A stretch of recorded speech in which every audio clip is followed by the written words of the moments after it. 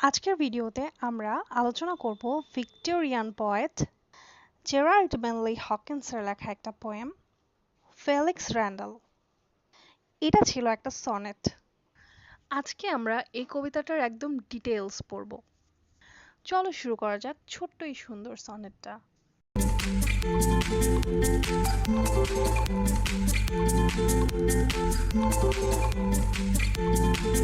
কবিতাটা শুরু হয় এই লাইনটার দ্বারা, Felix Randal the farrier, O he is dead then. তো এখানে ফেলিক্স রেন্ডাল হচ্ছে একজন ব্যক্তির নাম যার পেশা হচ্ছে দ্য ফেরিয়ার, অর্থাৎ তিনি একজন ব্ল্যাকস্মিথ বা কামার বা লৌহকর্মী। ও হি ইজ ডেড দেন, ও সে কি মারা গেল। অর্থাৎ কবি এখানে বলছেন ফেলিক্স রেন্ডাল যিনি ছিলেন একজন কামার তিনি কি মারা গেলেন। এর পরের লাইনটা দেখো, মাই ডিউটি অল এন্ডেড, অর্থাৎ my duty is all done, অর্থাৎ আমার সব দায়িত্ব শেষ হলো। এই দুই লাইনে কি বলছি, ফেলিক্স নামের কামারটা মারা গেল এবং আমাদের কবির সব দায়িত্ব শেষ হলো। Who have watched his mould of man, big boned and hardy handsome. এখানে কবি সেই কামারটার অর্থাৎ ফেলিক্সের বর্ণনা দিচ্ছেন যে আমি তাকে দেখেছি, সে physically impressive, big boned and hardy handsome, অর্থাৎ যাকে এক কথায় বলা যায় স্ট্রং এবং অ্যাট্রাকটিভ। বিগ বোনড অর্থাৎ সে একজন শক্তিশালী মানুষ ছিলেন এবং হার্ডি হ্যান্ডসাম অর্থাৎ সে অনেক পরিশ্রমী এবং good looking. Pining pining till time when reason rambled in it. Pining pining অর্থাৎ ক্ষীণ হতে হতে যখন তার বুদ্ধিও গুলিয়ে গেছিল প্রায়। ফ্যাটাল ফর ডিসঅর্ডার্স ফ্লেশড দিয়ার অল কন্টেন্ডেড। এ লাইনটায় বলছে ফেলিক্সের অবস্থা এতটাই খারাপ হয়ে গেছিল যে তার শরীরে ও মনে 4টি মারাত্মক রোগ আঘাত করেছিল। ফেটাল ফর ডিসঅর্ডার্স, তাইলে এই 4টি মারাত্মক রোগ বা ফেটাল ফর ডিসঅর্ডার্স বলতে কি বোঝায় চলো আমরা জানি। এই 4টা ডিসঅর্ডার বলতে বোঝায় ফিজিক্যাল ইলনেস অর্থাৎ শারীরিক দুর্বলতা অসুস্থতা, মেন্টাল ডিক্লাইন মানসিকভাবে অস্থিতিশীল বা ভেঙে পড়া, ইমোশনাল স্ট্রাগল, এবং 4 নম্বর হচ্ছে স্পিরিচুয়াল এবং মোরাল স্ট্রাগল। এই 4টাকে বোঝানো হয়েছে ফোর ডিসঅর্ডার্স। তো এই লাইনটার মানে হচ্ছে তার শরীর ও মনে 4টি রোগ আঘাত করেছিল। তাইলে এই স্ট্যাঞ্জাটা তো আমরা পড়ে ফেললাম। এই স্ট্যাঞ্জা থেকে আমরা কি বুঝলাম যে প্রথমে কবি ফেলিক্সের পরিচয় দিচ্ছিলেন যিনি একজন কামার, এবং তিনি এটাও জিজ্ঞাসা করছেন বা বলছেন তিনি কি মারা গেলেন, আমার কি সব দায়িত্ব শেষ হয়ে গেল। তিনি দ্বিতীয় লাইনটায় অলমোস্ট নিজের শোক এবং দায়িত্ব শেষ হওয়ার কথা বলছেন। তিনি ফেলিক্সকে মনে করছেন একজন শক্তিশালী সুদর্শন পুরুষ, এটা হচ্ছে 3 নম্বর লাইনে, যিনি অসুস্থতায় ক্রমশ দুর্বল হয়ে পড়ছিলেন। পাইনিং পাইনিং টিল টাইম। এবং শেষ লাইনে আমরা দেখতে পাই ফেলিক্সের অবস্থা এতটাই খারাপ হয়ে গেছিল যে তার শরীরে ও মনে 4টা রোগ বাসা বেঁধেছিল। সেই 4টা রোগ কি সেটাও আমরা পড়েছি। এরপরে চলো আমরা সেকেন্ড স্ট্যাঞ্জাটা চলে যাই। Sickness broke him. Impatient he cursed at first but mended. এখানে কবি বোঝাতে চেয়েছেন কিভাবে অসুস্থতা ফেলিক্সকে ভেঙে দিয়েছিলেন, অর্থাৎ অসুস্থতার কারণে ফেলিক্স কিভাবে ভেঙে পড়েছিলেন। শুরুতে ফেলিক্স নিজের অসুস্থতার কারণে ক্ষিপ্ত এবং অধৈর্য হয়ে ওঠেন। Being anointed and all, though a heavenlier heart began some. অর্থাৎ এই লাইনটায় সে কিছু রিচুয়াল পালন করে, অর্থাৎ তেল অভিষেক জাতীয় কিছু বোঝাচ্ছে, অর্থাৎ কিছু ধর্মীয় রিচুয়াল তিনি হচ্ছে পালন করেন, যার ফলে তিনি অনেকটা স্বস্তি বোধ করেন। তার মনের মধ্যে আসে এক আধ্যাত্মিক পরিবর্তন। Months earlier, since I had our sweet reprieve and ransom tendered to him. Sweet reprieve and ransom বলতে আমরা বুঝি খ্রিস্টান বিশ্বাস, যেখানে পাপের মুক্তি ও ক্ষমা পাওয়ার কথা বলা হয় ঈশ্বরের থেকে। অর্থাৎ এমনটা বুঝিয়েছেন যে তিনি তেল অভিষেক করার মধ্যে ধর্মীয় কিছু রিচুয়াল পালন করেন এবং তিনি অনেকটা শান্তি পান, ভেতর থেকে স্বস্তি পান এবং তিনি এমনটা মনে করেন যে তিনি পাপ ক্ষমা পেয়ে গেছেন ঈশ্বরের কাছ থেকে। এটা খ্রিস্টান ধর্মের বিশ্বাস অনুযায়ী। এবার দেখো কবি বলছেন, I will God rest him all road ever he offended. এখানে কবি প্রার্থনা করছেন ফেলিক্স যেন ঈশ্বরের করুণা লাভ করেন এবং তার জীবনের সকল ভুলের জন্য যেন তাকে ক্ষমা করে দেয়া হয়। এখানে আমাদের সেকেন্ড স্ট্যান্জাটা শেষ হয়। তো সেকেন্ড স্ট্যান্জাতে আমরা কি জানতে পারলাম? এখানে কবি ব্যাখ্যা করেছেন সেকেন্ড স্ট্যান্জাতে কিভাবে অসুস্থতা ফেলিক্সকে ভেঙে ফেলেছিল। সে নিজেকে অভিশপ্ত ভাবতেন, ক্ষিপ্ত, অধৈর্য হয়ে গিয়েছিলেন এবং তারপরে সে একটা ধর্মীয় রিচুয়াল পালন করেন এবং তারপরে তিনি একটু শান্তি পায়, ঠিক আছে, স্বস্তি বোধ করে এবং তিনি তাদের খ্রিস্টীয় বিশ্বাস মতে এটা মনে করেন যে তার সমস্ত পাপ ঈশ্বর ক্ষমা করে দিয়েছেন এবং তিনি পাপ মুক্তির কথা ভাবেন। এবং শেষ লাইনে আমাদের কবি, সেকেন্ড স্ট্যান্জার শেষ লাইনে আমাদের কবি ঈশ্বরের কাছে প্রার্থনা করেন ফেলিক্স যেন ঈশ্বরের করুণা লাভ করে এবং তার জীবনের সমস্ত ভুল যেন ঈশ্বর ক্ষমা করে দেন।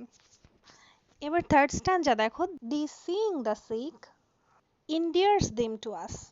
কবি এখানে বলতে চেয়েছেন বা বুঝিয়েছেন যে অসুস্থদের দেখাশোনা করা আমাদের কাছে তাদেরকে প্রিয় করে তোলে। অর্থাৎ আমরা যখন কোনো অসুস্থদের দেখাশোনা করি সেই অসুস্থ ব্যক্তির প্রতি আমাদের এক ধরনের মায়া মমতা জন্মায়, তারা আমাদের প্রিয় হয়ে ওঠেন এবং আমাদেরকেও তাদের কাছে প্রিয় করে তোলেন। Us to it endears, আমাদেরকেও তাদের কাছে প্রিয় করে তোলেন। My tongue had taught thee comfort, touch had quenched thy tears. কবি এখানে স্মরণ করছেন কিভাবে তিনি ফেলিক্সকে কথার মাধ্যমে সান্ত্বনা দিয়েছিলেন এবং তার স্পর্শের মাধ্যমে ফেলিক্সের অশ্রু মুছে দিয়েছিলেন, যা তাদের মধ্যে একটা গভীর আবেগময় সম্পর্ক তৈরি করেছিল। Thy tears that touched my heart, সেই কান্নাটা, সেই অশ্রুটা আমার হৃদয়কে স্পর্শ করে গিয়েছিল। চাইল্ড ফেলিক্স, পোর ফেলিক্স র্যান্ডল। চাইল্ড শব্দটি ব্যবহার করে কবি তার অসুস্থতা ও দুর্বলতার কথা উল্লেখ করেছেন বা তাকে দুর্বল হিসেবে তুলনা করেছেন। অর্থাৎ এককালে তিনি যেমন শক্তিশালী ছিলেন, এখন তিনি তার অসুস্থতার কারণে একদম বাচ্চাদের মতো হয়ে গেছেন, শক্তিহীন, এই বিষয়টাই ইঙ্গিত করেছেন। তাহলে এই থার্ড স্ট্যান্জাতে আমরা কি বুঝলাম? কবি এখানে বোঝাতে চেয়েছেন যে অসুস্থদের দেখতে পাওয়া বা তাদের দেখাশোনা করা যেমন অসুস্থদের কাছে আমাদের প্রিয় করে তোলে, তেমন আমাদের কাছেও অসুস্থদের প্রিয় করে তোলে। অর্থাৎ পেশেন্ট এবং ডক্টর বা যে দেখাশোনা করে এবং যে রোগী, তাদের উভয়ের মধ্যে একটা সুন্দর সম্পর্ক তৈরি করে দেয়, মমতার সম্পর্ক। তারপরে তিনি এটা স্মরণ করছেন তিনি ফেলিক্সকে কিভাবে তার কথার মাধ্যমে সান্ত্বনা দিয়েছিলেন, তার চোখের অশ্রু মুছে দিয়েছিলেন তার নিজের হাত দিয়ে এবং তাদের মধ্যে একটা আবেগময় সম্পর্ক তৈরি হয়েছিল। এখানে তিনি চাইল্ড কথাটা উল্লেখ করেন। এখানে চাইল্ড কথাটা দ্বারা তিনি বোঝাতে চান তিনি একসময় যেমন শক্তিশালী ছিলেন, এখন অলমোস্ট সেটার অপোজিট। এখানে চতুর্থ স্তবক, ফোর্থ স্ট্যান্জা দেখো, how far from then forethought of all thy more boisterous years. এখানে কবি ফেলিক্সের জীবনের আরো আগের কিছু মুহূর্ত, যখন তিনি চঞ্চল ছিলেন, শক্তিশালী ছিলেন, সেরকম কিছু মুহূর্তকে স্মরণ করছেন। শক্তিশালী বা চঞ্চল থাকার বছরগুলোকে তিনি স্মরণ করছেন। When thou art the random grim forge, powerful amidst peers, didst fatal for the great grey horse his bright and battering sandal.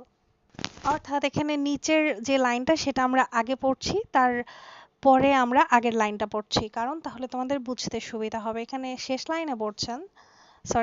লাইনে বলছেন যখন ফেলিক্স তার কামারশালায় তার লৌহ সহকর্মীদের সাথে কাজ করতেন, তার কামার সহকর্মীদের সাথে কাজ করতেন এবং ধূসর গাড়ির ঘোড়ার জন্য উজ্জ্বল খুর বানাতেন, এই যে দৃশ্যটা, এই যে ছবিটা, এটা ফেলিক্সের যে শেষ জীবনটা রয়েছে, দুর্দশাগ্রস্ত জীবন, সেটার সাথে সম্পূর্ণ বিপরীত। অর্থাৎ ফিলিক্স আগে এসব করতেন, একজন শক্তিশালী মানুষ ছিলেন, আর এখন তিনি একজন দুর্বল মানুষ, যাকে শিশুর কথা বলেছেন, শিশু উল্লেখ করেছেন, যার দুর্বলতাটাকে বোঝাতে, যা সম্পূর্ণ বিপরীত একটা বিষয়। এক সময়ে যার শক্তিশালী একটা ব্যক্তিত্ব ছিল, সে অসুস্থতার কারণে দুর্বল হয়ে পড়ে। এই করুণ পরিবর্তনটি, এই করুণ পরিণতিটি তুলে ধরেছেন কবি এই কবিতার মাধ্যমে। ফেলিক্স র্যান্ডার হলো একটা সনেট, যেটা জি.এম. হকিন্স রচনা করেছেন। এই কবিতাতে কবি একজন লোহার কারিগরের জীবন ও মৃত্যুকে কেন্দ্র করে গভীরভাবে তার অনুশোচনা প্রকাশ করেছেন। হকিন্স ছিলেন একজন জেসুইট যাজক, অর্থাৎ প্রিস্ট। তার কবিতাগুলোয় আমরা তার আধ্যাত্মিক দায়িত্বের প্রতিফলন দেখতে পাই। এই কবিতাটায় ফেলিক্স, যিনি ছিলেন কিনা একজন কামার বা লোহার কারিগর, তার সাথে যাজক অর্থাৎ আমাদের কবি হকিন্সের ঘনিষ্ঠ সম্পর্ক তুলে ধরা হয়, যেখানে কিনা এই কামার অর্থাৎ ফেলিক্স মৃত্যুর দ্বারপ্রান্তে অবস্থান করছে। এই কথাগুলো কিন্তু তোমরা থিমে ইউজ করতে পারো, অর্থাৎ এটার থিম এটাও হতে পারে পয়েট প্রিস্ট হিসাবে ফেলিক্সের সাথে সম্পর্ক, পয়েট অ্যাজ এ প্রিস্ট হতে পারে। এখানে আরো একটা থিম হতে পারে মর্টালিটি অ্যান্ড সাফারিংস, মৃত্যু যে অনিবার্য বা নির্ধারিত এবং এর সাথে জড়িত কষ্টের উপরে আলোকপাত করা হয় এই কবিতায়। হকিন্স এই কবিতাটা এভাবে প্রকাশ করেছেন যে ফেলিক্স, যিনি একসময় শক্তিশালী এবং তেজস্বী লোহার কারিগর ছিলেন, তিনি রোগে আক্রান্ত হয়ে দুর্বল হয়ে পড়েছেন, যা মানব জীবনের ক্ষণস্থায়িত্বকে তুলে ধরে। এখানে আরো একটা থিম হতে পারে ফেইথ এবং স্পিরিচুয়াল কমফোর্ট, বিশ্বাস এবং আত্মিক শান্তি। এখানে আমরা দেখতে পাই কবি বর্ণনা করেন যে একটা পর্যায়ে ফেলিক্স এতটা কষ্ট পায় যে সে কিছু রিচুয়াল করে এবং সে অনেকটা স্বস্তি অনুভব করে। এটা হয়েছে তার ধর্মীয় বিশ্বাস থেকে, সে অনুভব করে সে পাপমুক্ত হয়েছে এবং তার কষ্ট কমে গেছে অনেকটা। এরপরে এই কবিতাটার স্ট্রাকচার এবং ফর্ম নিয়ে আলোচনা করব আমরা। এটা হচ্ছে একটা সনেট ফর্ম। এটা একটা পেট্রারকান সনেট, যেটা 14 লাইনের একটা sonnet, divided into an octave and a sestet. Hopkins এই কবিতাটায় স্প্রাং রিদমের ব্যবহার করেছেন। এটি তার তৈরিকৃত একটি রিদম পদ্ধতি। এই পদ্ধতিটা প্রথাগত ছন্দবদ্ধ নিয়ম অনুসরণ করে না এবং এটা নর্মাল কথার যে ধরন সেটাকে অনুকরণ করে। এটি একটি কথোপকথনমূলক সুর তৈরি করে এবং কবিতার আবেগময় প্রভাব বাড়িয়ে তোলে। তো এই স্প্রাং রিদমের ব্যবহার করেছেন এখানে কবি। এই কবিতাটি সরাসরি হকিন্সের নিজস্ব যাজক হিসেবে তার অভিজ্ঞতা থেকে প্রাপ্ত। ভিক্টোরিয়ান যুগে লেখা এই কবিতাটি মৃত্যুর প্রতি সমসাময়িক মনোভাব এবং ধর্মীয় অনুষ্ঠানগুলোর গুরুত্বকে প্রতিফলিত করে। অর্থাৎ ভিক্টোরিয়ান যুগ সম্পর্কে যখন তোমরা পড়বে বা পড়েছো, তখন তোমরা জানো ভিক্টোরিয়ান যুগে মানুষ ঈশ্বরের কাছে থেকে দূরে সরে যেতে থাকে। এই কবিতাটির মাধ্যমে ধর্মীয় অনুষ্ঠানগুলোর গুরুত্বকে প্রতিফলিত করে।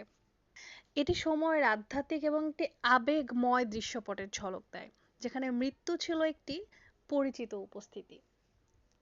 এটা মনে করা হয় যে এই কবিতাটি কবির ধর্মীয় বিশ্বাসকে তার কাব্যিক শিল্পের সাথে একত্রিত করেছে। আশা করছি কবিতাটার প্রত্যেকটা লাইন, কবিতাটার হিডেন মিনিং তোমরা বুঝতে পেরেছো। এখানে ভিক্টোরিয়ান এজের দিকে 1859 এর দিকে চার্লস ডারউইনের on the origin of species প্রকাশিত হয়, যেটিতে সৃষ্টির তত্ত্বের বৈজ্ঞানিক ব্যাখ্যা বাইবেলের ব্যাখ্যার সাথে সংঘাত সৃষ্টি করে। এর ফলে অনেকের বিশ্বাসের সংকট দেখা দেয়, মানুষের ধর্মীয় বিশ্বাসের প্রতি আস্থা হারাতে থাকে, বৈজ্ঞানিক চিন্তার উত্থান হয় এবং ধর্মনিরপেক্ষতা এবং ধর্মের প্রতি বিমুখতা বেড়ে যায়। তো এটা এমন একটা সময় যখন মানুষের ধর্মীয় ভিত নড়তে থাকে।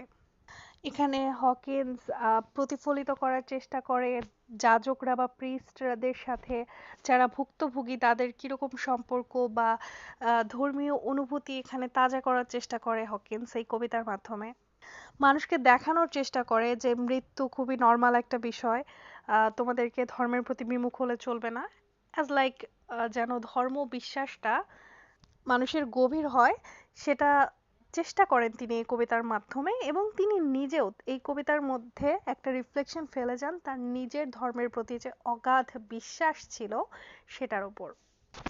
ফেলিক্সের মতো একজন শক্তিশালী ব্যক্তি কিভাবে অসহায় হয়ে পড়ে, শেষমেশ মৃত্যুর কোলে ঢলে পড়ে, তার ধর্মীয় বিশ্বাস এর সাথে কিভাবে জড়িত, কিভাবে সে রিচুয়াল পালন করে এবং ভেতর থেকে সে ফিল করে যে সে সুস্থ হয়ে গেছে, এই বিশ্বাসগুলোকে প্রতিফলিত করার চেষ্টা করেছেন কবি এই কবিতাটার মাধ্যমে। এই কবিতাতে দেখানো হয় কিছু ধর্মীয় রিচুয়ালের মাধ্যমে মানুষকে সারিয়ে তোলার প্রবণতা, এবং এসব ক্ষেত্রে ধর্মীয় বিশ্বাস এবং চার্চের যাজকদের প্রিস্টদের ভূমিকা, এসব কিছুর রিফ্লেকশন ফেলে যান কবি এই কবিতাটায়।